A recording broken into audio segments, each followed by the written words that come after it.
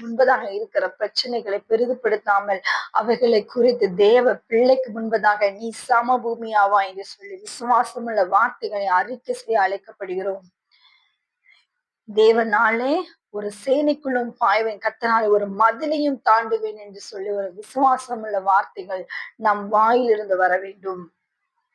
இதுதான் தேவனை உத்தமமாய் பின்பற்றுவதற்கு அடையாளம். பிரியமானவர்களே, நமக்கு முன்பதாக யார் போறாங்க தெரியுமா? ஜெய கிறிஸ்துவாகிய இயேசு. நம்மளை வழி நடத்துகிறவர் யாரு தெரியுமா? நம் ஜெய கிறிஸ்துவாகிய இயேசு. ஆகையினால அவரை பின்பற்றி செல்லுகிற நமக்கு தோல்வியே இல்லை பாருங்களேன்.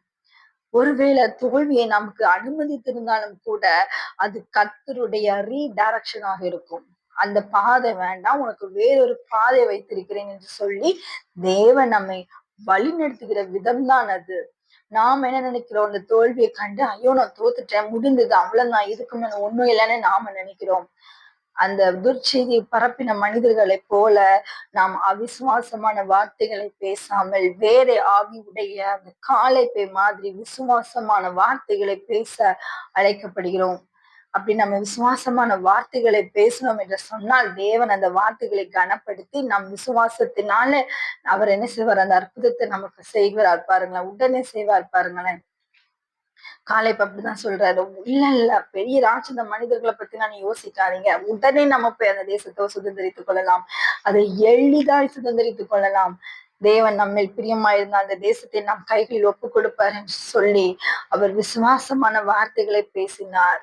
தேவனுடைய பார்வையில ஒரு நற்சாட்சியையும் பெற்றார் பாருங்களேன். தேவனே அவரை குறித்து சாட்சி சொல்லுகிறார். இன்றைக்கும் நம்முடைய வாழ்க்கை எப்படி இருக்கிறது? கர்த்தர் நம்மை பார்த்து சாட்சி கொடுக்கிற வாழ்க்கையை நாம் வாழ்கிறோமா? இல்லை என்று சொன்னால் அவிசுவாசமான வார்த்தைகளை பேசி தேவனை துக்கப்படுத்துகிறோமா? ஜெபிக்கலாமா? அன்பின் தகப்பனே, நீர் எங்களோட பேசின நல்ல வார்த்தைக்காக நன்றி அப்பா.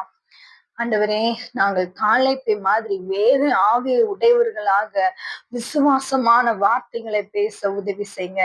எங்களுக்கு கண்களுக்கு முன்பதாக ராட்சத மனிதர்களை போல, எங்க கண்களுக்கு முன்பதாக அப்பா மலைகளை போல இருக்கிற காரியங்களை குறித்து நாங்கள் பயப்படாமல் தேவ பிள்ளைக்கு முன்பதாக நீ சம பூமியாவா என்று சொல்ல உதவி செய்யுங்க.